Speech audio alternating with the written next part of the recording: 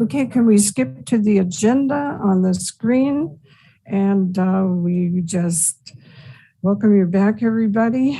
We have an interesting agenda for today, and spotlighted are two of our committees to give you some insight into the current activities of the council.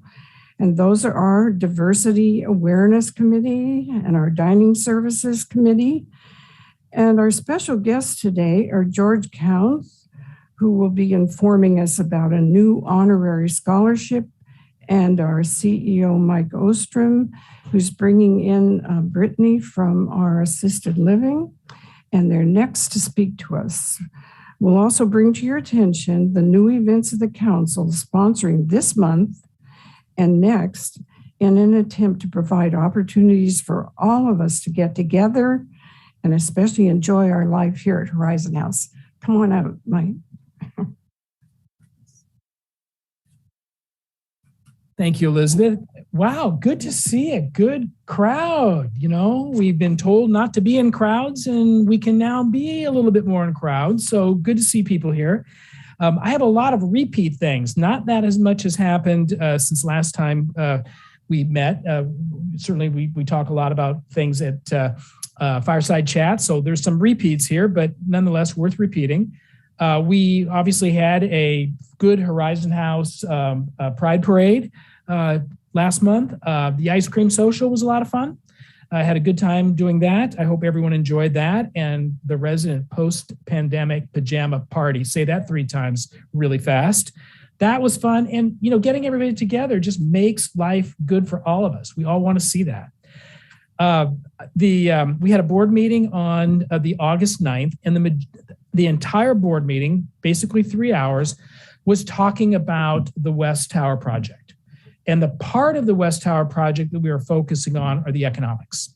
How does this thing come together or not come together financially? Because, you know, we've said that you know, this is not going to be the burden on existing residents to help support this project. It needs to stand on its own.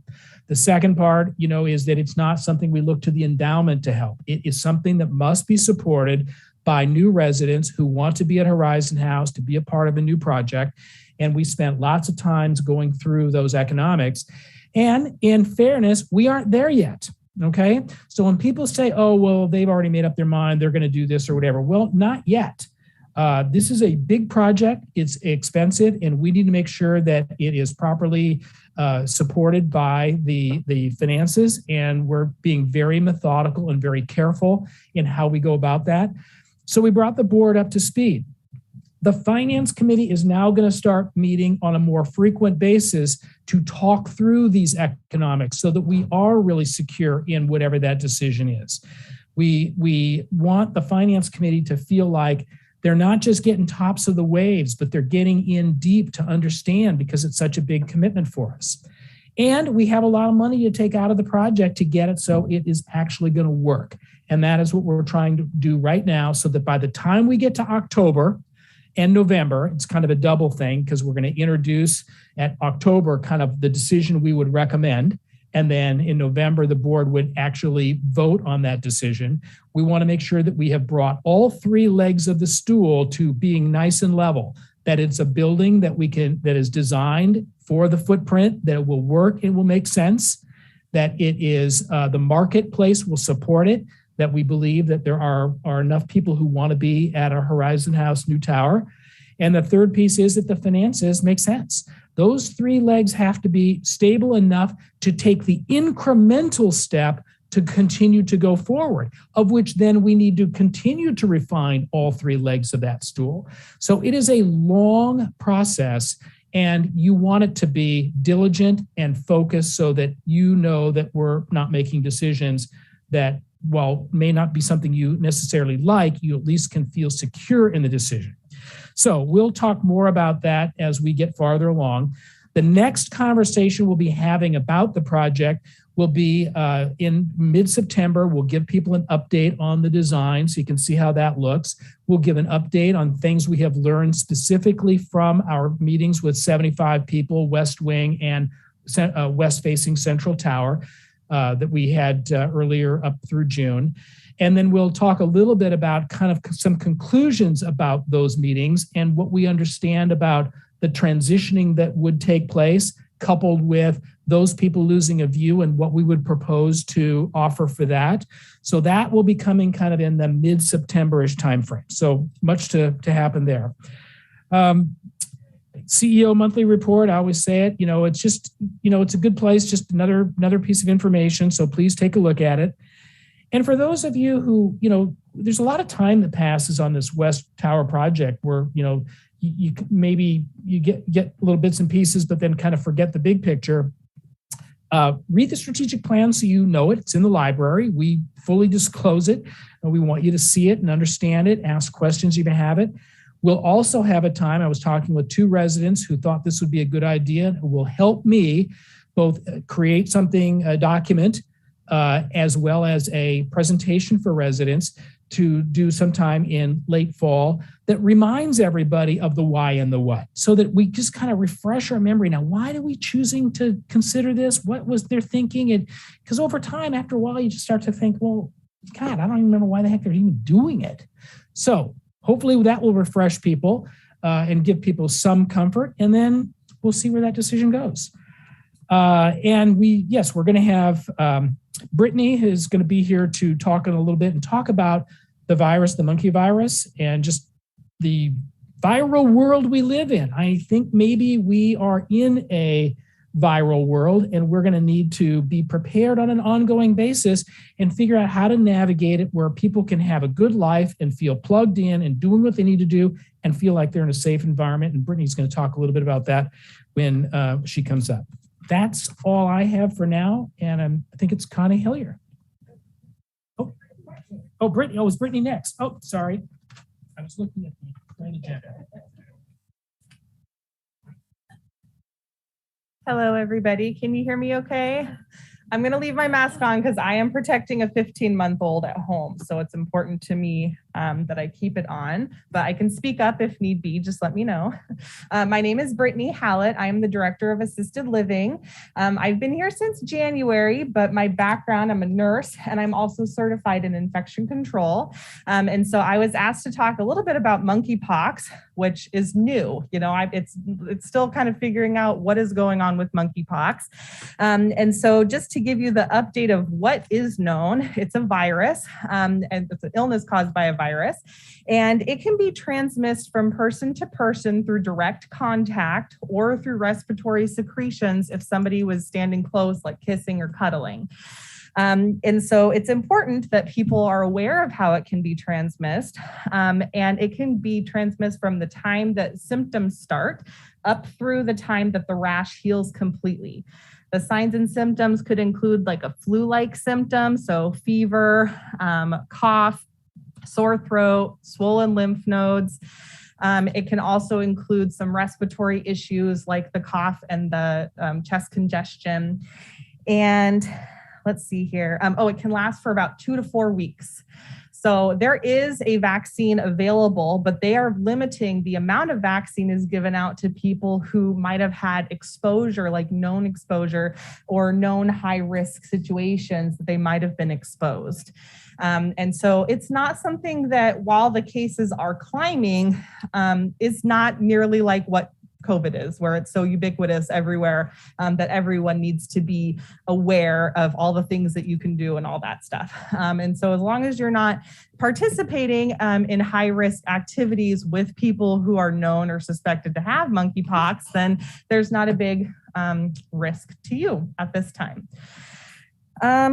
Let's see here. If you think that you have monkeypox or signs and symptoms of monkeypox, or if you think that you've been around somebody who's had the signs and symptoms of monkeypox and you just want to contact your local provider, and so you can explain to them, and then they can direct you to what the next steps would be and do an evaluation.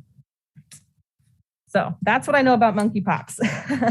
The other thing is I just wanted to kind of let you know that because it's still an emerging virus, that as things update, as we learn more, as the CDC and King County Public Health puts out more information, if there's any changes, then we would let you guys know.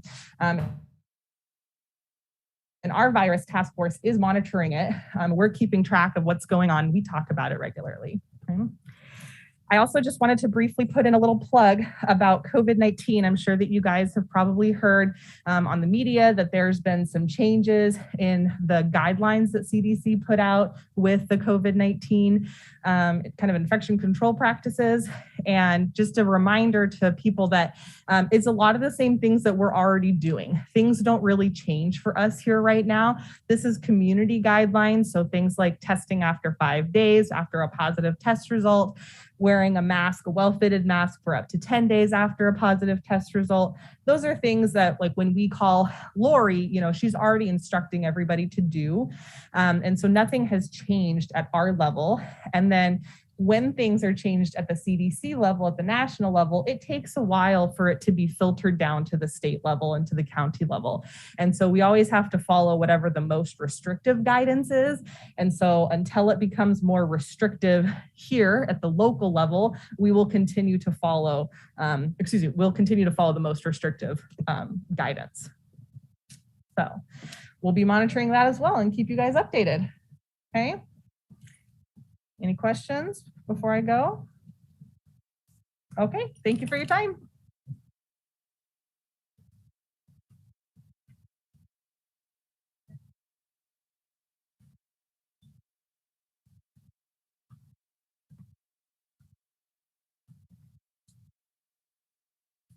Hi all.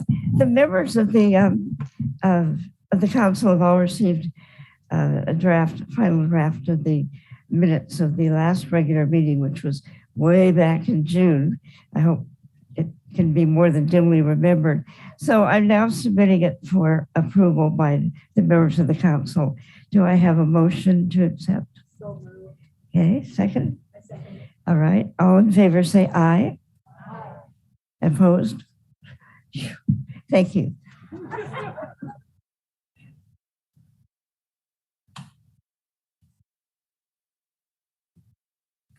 Our financial situation continues good.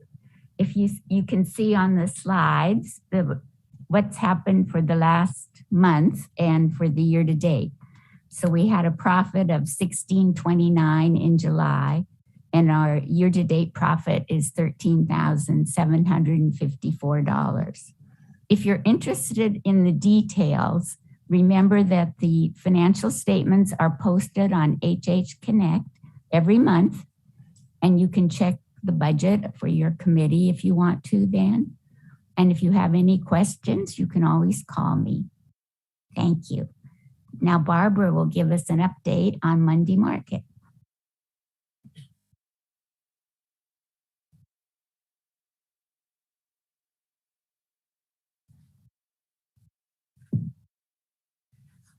I'm reporting on the June, July, and August sales to date. So June, our deposit was $10,036. July, we were only open for 3 Mondays. We were closed for the 4th. So our sales were $6,330. So the total for June and July is $16,365. And after sales tax of 10.025%, our net profit is $14,845. So far in August, we've had 3 sessions, and we've already exceeded our July take. So far we've deposited $6,586, and after tax, that amounts to $5,975. I'd like to point out that staff shops a lot at Monday Market, and they're permitted to charge their purchases and take it as a payroll deduction. So we don't see that money for weeks and weeks. And so far in August, staff has charged $1,765 out of our, in addition to our sales of $6,000. So just wanted to let you know that We appreciate staff shopping at the Monday Market. And we thank you all also for shopping. We can always use more volunteers. So contact Jennifer or me if you have some spare time. We work 7 days a week. Thank you. And Judy Ostro, Education Coordinator of Education Programs, is next on the agenda.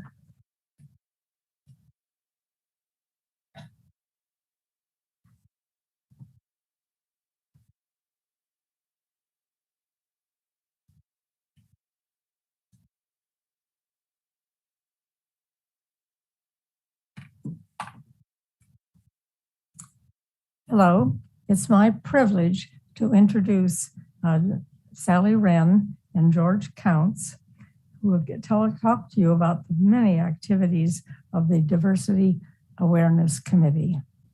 George, Sally.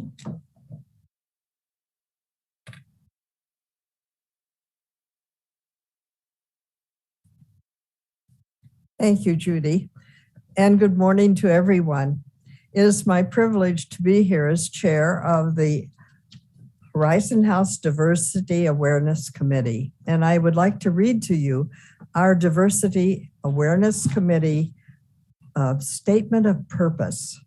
The Diversity Awareness Committee helps Horizon House residents to value our rich heritage from people of a wide variety of ethnic, racial, and religious backgrounds, and of different genders and sexual orientations. And I would like to add, we also honor all who have gone before us and cleared our path, especially the Duwamish people who have been stewards of this land on which we now stand for millennia. Next, I would like to share with you our history as shared with me by Mary Margaret Pruitt, who is still one of the remaining members of the four, including her husband, that started this committee. Ruth Lynch was a counselor with Seattle Public Schools who, after retirement, moved into Horizon House. In 2007, she was talking to another Seattle Public School retiree, Janet Stepatus Perry, who had been a master teacher of special education. Janet and her husband were also residents here. For one thing, Ruth wanted the resident head of the library to display her considerable collection of books by and about Black people and racism issues to have a special placement in our library. The librarian insisted that it was better to be consistent in placing them like other books.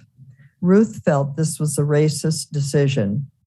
In addition, she told Janet of a dining room conversation where a resident used the offensive N-word as a description of Brazil nuts and refused to admit that it could be hurtful to Ruth. Because of these and other stories, Janet talked to my husband, Mary Margaret's husband, and me, Mary Margaret Pruitt, and several others, and of course with Ruth. We decided if Ruth would chair the committee, we would form a group discussion to try to raise the consciousness and sensitivity of our community to racial justice. We also agreed to lobby for more vigorous recruitment of racially diverse residents. Ruth Lynch was then clearly the instigator of the original Ethnic Awareness Committee and ably chaired the committee for many years. Ever an educator, she helped the group immediately begin hosting information educational programs, the first of which was relating to Martin Luther King Jr. in January the 15th of 2008. Ruth was followed by two other chairmen and our dear Frank Jones, the fourth, a beloved, creative, and courageous leader for several years. The Diversity Committee, after I was writing this, has been very active. We have 16 members, and we always welcome new members and invite you to join us. We have a book and video lending diversity ethnic shelf in the library. We now have our special area just as you go in the door on the right, I think up one or two from the bottom. We sponsor weekly diverse movies each Friday at 2 p.m. on HHTV. The third Wednesday is our monthly program. Tomorrow at 7:30, we will be on Zoom and HHTV, as you see in the elevator and alert. And one of the things I'm really excited about was the coordination with the employee recognition staff led by Brian Holtz on various projects. His staff, if you remember, did an incredible job of the displays in the fireside room for the Black Month and for Pride and Juneteenth. We also participate with others with signs every Friday from 12 to 1 o'clock on the corners of Seneca and 9th Avenue for Black Lives Matter. And we also have a large sign made by one of our residents for Stop Asian Hate. We also participate in the past and we'll do it again mid-September, October, and possibly January. We'll offer a 5-week session for the dialogue on racist, prejudiced, who? Me? That's the name of our group. We did this last year. 6 of us spent almost a year going deeper using Lila Saad's book, Me and White Supremacy, with Frank Jones' leadership. 4 of us, of the 6, had dialogue groups, and 25 residents participated last year. And the ones leading were Jean Durning, Adele Rentals, myself, and Joan Singler. And I would like to close with a well-known Native American, or maybe not so well-known, proverb. And it says, "We will be known forever for the tracks we leave." Thank you. And next, I would like to, it's my pleasure to bring to the podium George Counts. But first, George, I want to say another thank you for taking your early retirement and coming back and spending 2 years of your epidemiology knowledge and sharing it with us and keeping us safer and informed. And so for that, we are grateful. And it's with pleasure I introduced George Counts.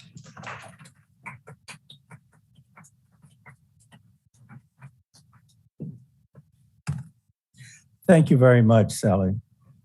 I want to say a couple of personal comments about Frank Jones. He was a friend, dear friend, and many persons considered him the soul of Horizon House. His caring and compassion for others just kind of permeated the entire organization. At the time of his death, he was serving as a member of this Residence Council.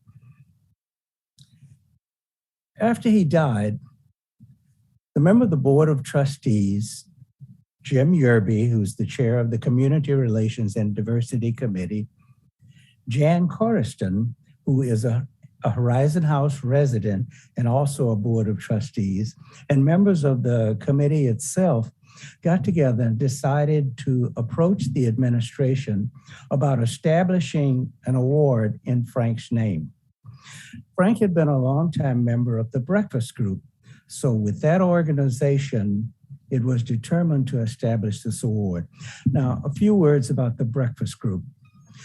It's a community service organization that was formed in 1976 and is the oldest and largest non-fraternity community organization of Black men in the Pacific Northwest.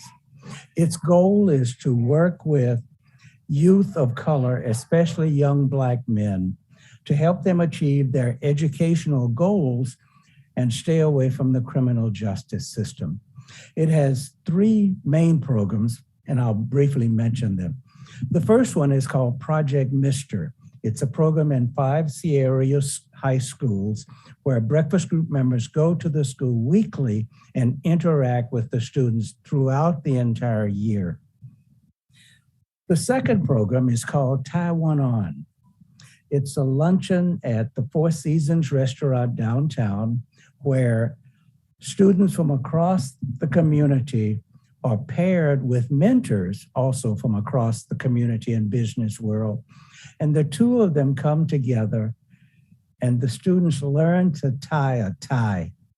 It's like a proverbial rite of passage event. The final program to mention is the All Achievers program.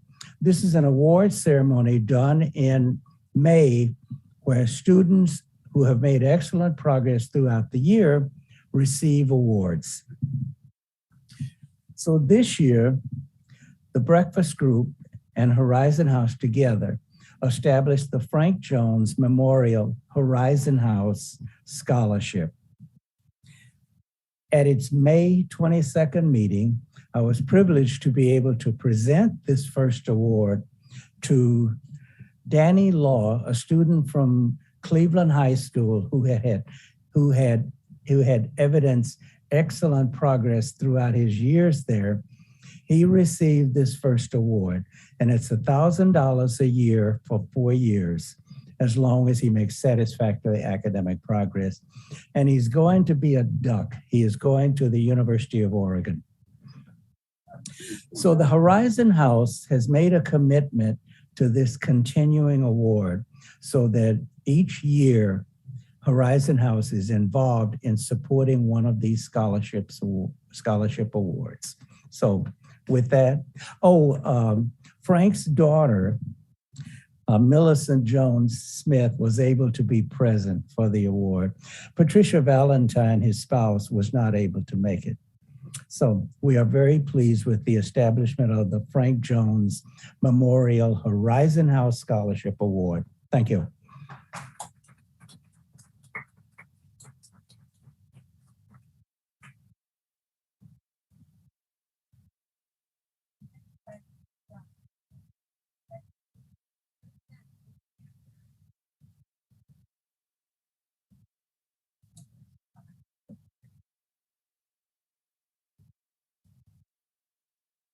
Well, we all owe many thanks to Sally and George for that excellent presentation. Thank you very much. And now it's my privilege to also introduce to you Deanna Nelson, who will talk about the, what are you talking about, Diana? Oh, she's the coordinator of liaison committees. Thank you, Deanna.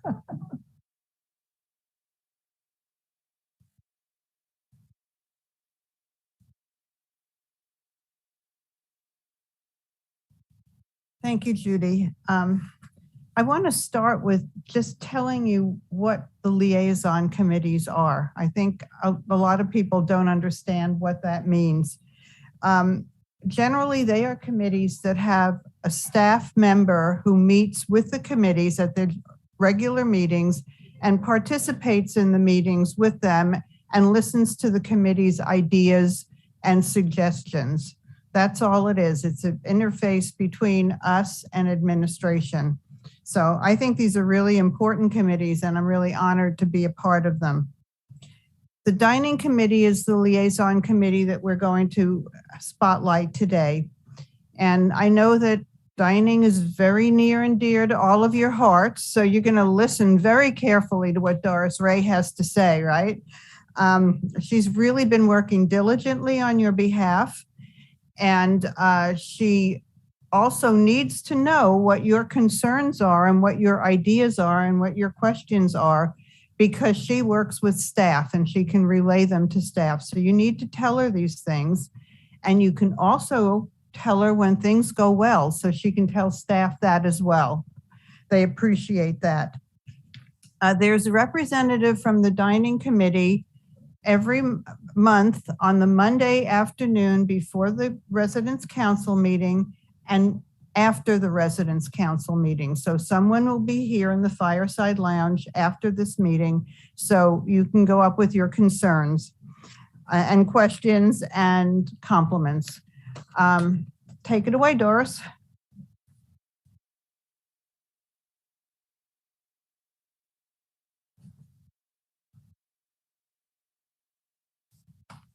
Thank you, Deanna. And have they changed the picture? Good. Some of you will remember our dear friend and former resident here, Bob Cram, whose pictures are we have, and you'll see some of them today. I must say that the one up there is not posed by me.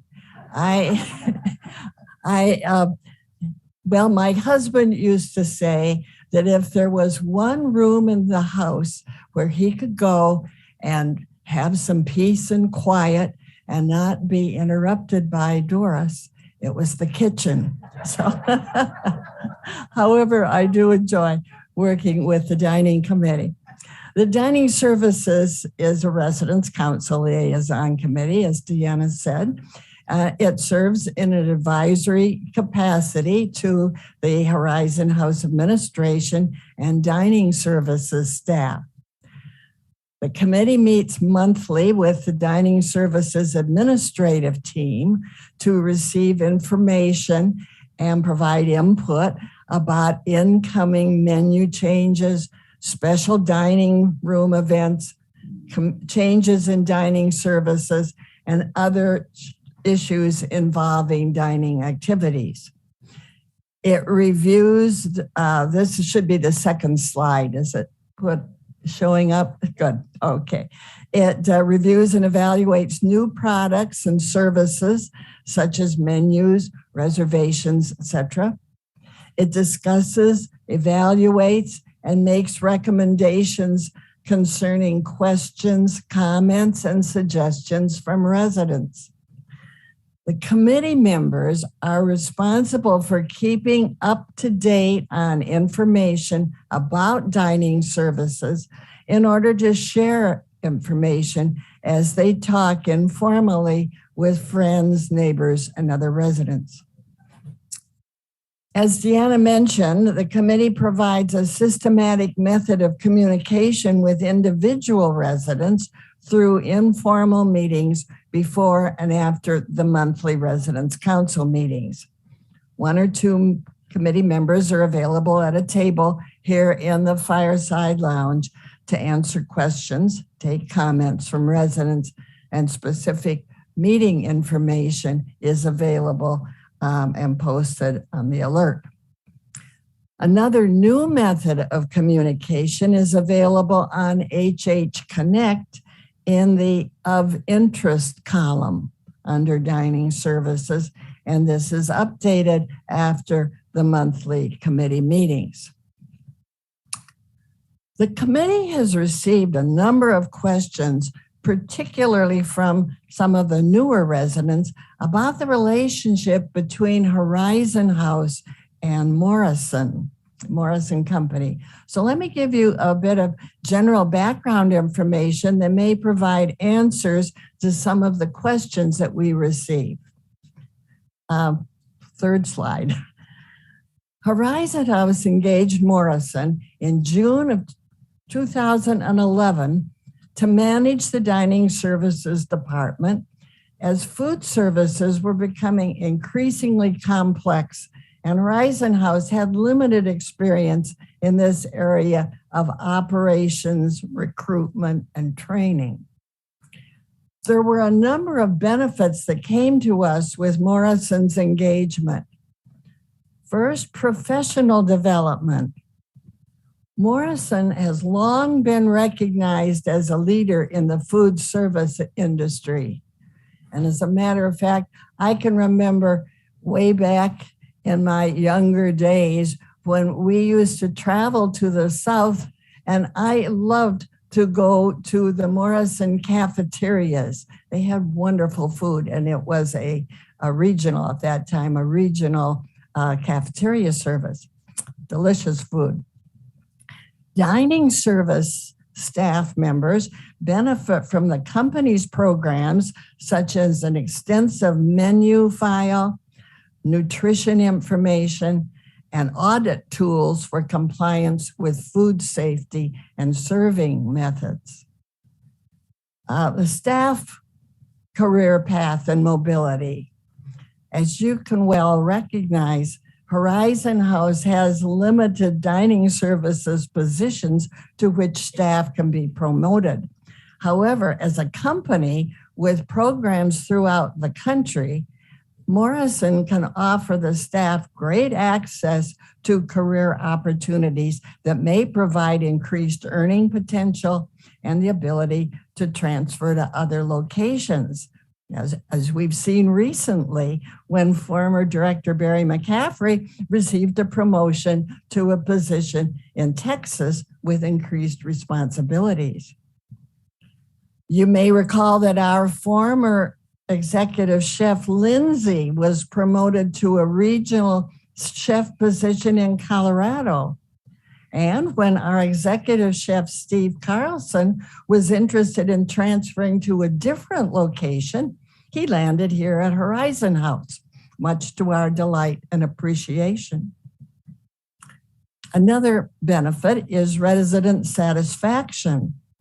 Morrison provides access to resident satisfaction survey tools to enable information for dining services improvement. It also provides access to programs such as Open Table for ease of scheduling reservations and enabling resident comments. Morrison can also provide access to more vendors and better pricing for goods and food products than can be purchased by standalone entities such as Horizon House. So how are Horizon House and Morrison connected? Well, of course, through staff. Although they are employed and paid by Morrison, our dining staff usually think of themselves as Horizon House employees, and Horizon House provides the same services to all of our staff members. They also share in the Employees Recognition Fund. Payments. Each month, Horizon House pays Morrison the funds that cover all employees' wages and benefits, the food and supply costs, and equipment purchases and benefits, maintenance. In other words, the cost of the dining services is paid directly by Horizon House, essentially a transfer of payment of funds. In addition, Horizon House pays a management fee, which goes to cover the overhead of recruitment, employment, and training of new employees, the ability to access replacement management staff for interim assignments when recruitment takes place for permanent, while recruitment takes place for permanent management, and access to resources for new programs, etc. You may recall that we had some temporary chefs after Chef Lindsay left and before Chef Steve came aboard. The HH choice dining choice dining fee that we residents pay to Horizon House each month is completely independent of Morrison. This fee helps to support the cost of living in a community that provides on-site dining services. However, the choice dining fee does not fully cover the cost of the food service program. It never has. The average annual cost of operating this department is considerably greater than the amount Horizon House receives from choice dining. I'm now switching to a problem that Dining Services Committee members have helped to solve: the lack of shady spots on the Horizon House decks. This problem was brought to the Dining Committee because apparently it became especially apparent when many of us sweltered in the sunlight during the summer picnic. The need for more tents became evident, and the umbrellas on the various decks, which were purchased at the time the North Tower was opened, have not adequately protected against the sun or the rain. Consequently, we bird-dogged solutions with staff members, the results of which are that upgraded umbrellas and additional tents are in the process of being ordered and will be with us sometime soon. The dining committee appreciates the opportunity to provide you information about its activities and services to the Horizon House community. And if you have questions or comments, I will be at a table, probably over in that direction, after the meeting as usual, until 12:30. Thank you. The next speaker will be Joan Bowers.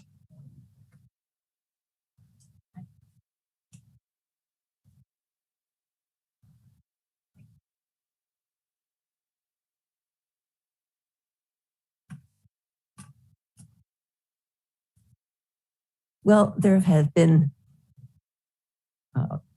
allusions to the post-pandemic pajama picnic. And so I'm going to just say about a half a dozen or more words about that. It was a success, with many comments shared both at the event and later in calls, notes, and casual encounters, which offered thanks for the fun, the music, and the good food. It was great that so many people chose to flaunt their bedroom wardrobes. Special kudos to the folks who wore bathrobes, but they did get an award also. The staff deserves special thanks for their efforts to haul the umbrellas from level C to provide adequate relief to most of the participants. But as Doris says, it wasn't really adequate, and I'm really grateful that we're going to have a different arrangement. So we have coming attractions. We're going to celebrate the Resident Council's 60th anniversary on August 31st from 2:30 to 4 in the terrace dining room. And there are specifics published in the alert as of this week. And we'll be there the next 2 weeks before the event. So I hope you will join us for that. It's going to be a very good celebration of our programs here at Horizon House. Two special happy hour events are planned for August 18th and September 15th. These will be supported with funds from the Residents Council's contingency budget. They will be held in the Fireside Lounge, and food will be provided. Beverages will be available for purchase, or you're welcome to bring your own beverage. And that's the end of my report. I hope you'll all be there and join in.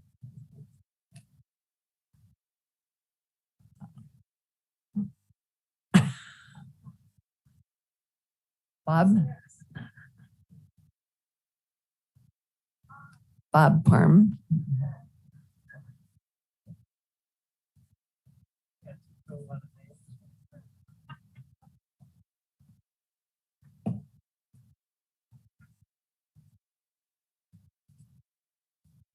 Yes, it's okay, Joan. I've been called a lot of things. Today, I want to announce that we are launching the start of a study on the feasibility of bringing a car share program to Horizon House. I think it's an idea whose time has come. The study is going to be done under the auspices of the Environment Committee, which has a great deal of enthusiasm and experience And so a couple of things to note. Car sharing is a program where you reserve and check out a vehicle for a specific period of time. It's not ride sharing, it's car sharing. You are basically in charge of the car. So you can take the car and go grocery shopping. You can go visit the grandkids in Tacoma or Everett, or do some street racing out on Alki. No, I don't think you want to do that, but anyway, you are charged for the use of the vehicle for that period of time. The first part of the study is to determine the interest. I've gotten some feedback already that there is some interest there. I would ask all those people that are interested, drop me an email, it's in the directory, or put a note in my mailbox 9E and let me know.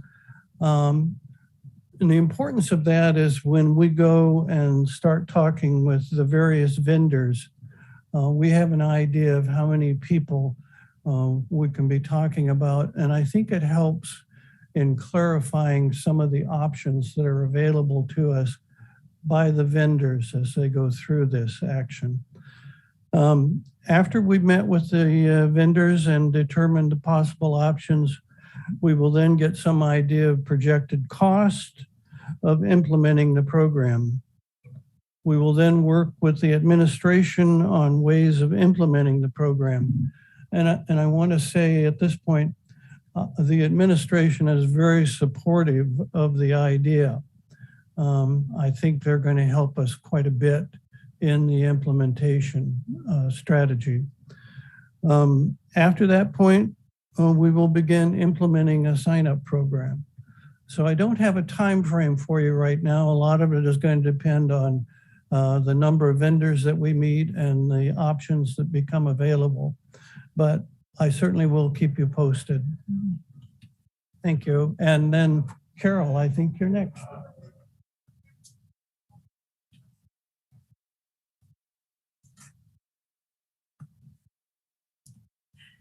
Hello, everyone.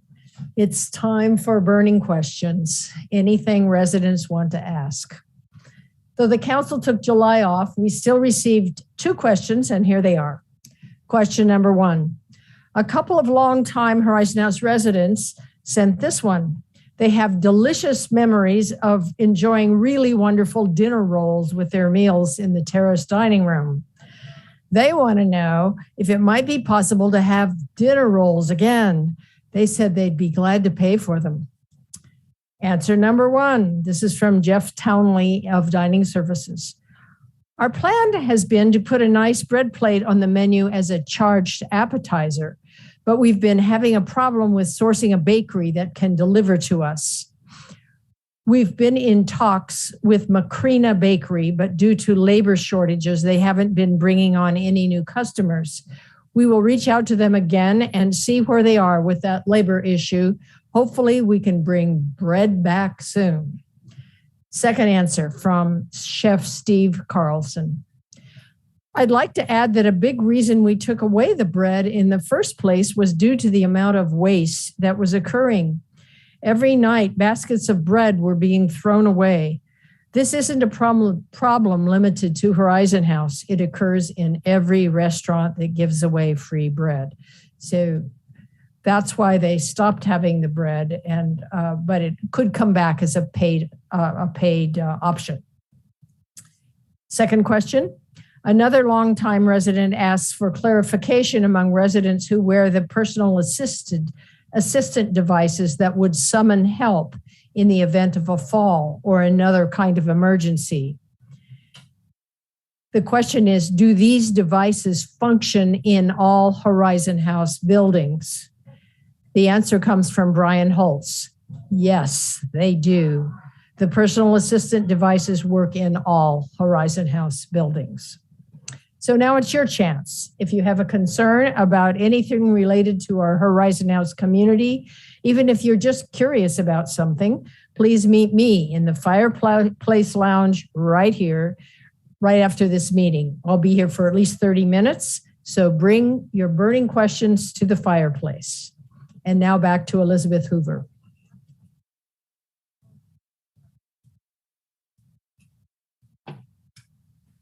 So I've been asked, because I'm a member of the Philanthropy Committee for the Board of Trustees, to make the following announcement. The deadline for applying for GIM grants is September the 8th. GIM grants are for projects that make residents and staff life just a little brighter at Horizon House. They're often written and awarded to residents' council groups. And for the spring cycle, 9 grants were awarded, totaling $25,000. And some of the grants awarded in this cycle included a quilting machine, a bridge dealing machine, a mannequin torso for Erica Campbell to use in Memory Cafe, and $25,000 is available for the next grant cycle. So please contact Ruth Ann or Charlene in philanthropy or a member of the GIM committee to discuss your ideas. I just want to tell you, next month, we have a packed meeting again, already planned. And at this meeting, you're going to hear from Ann Anderson concerning world concerns. And this is one of our most active committees, faithful about producing a program every month and something of interest to all of us about world affairs. And we'll also hear from Jack Carr about a newly formed and timely mental health advisory group, which will be functioning here at Horizon House for the benefit of all of us residents. Now, are there any questions or comments about anything that occurred at this meeting today? Yes. Just want to give a quick heads up to everybody watching on HHTV. We did have an audio issue for this presentation where the audio doesn't quite line up with what you're seeing on the picture.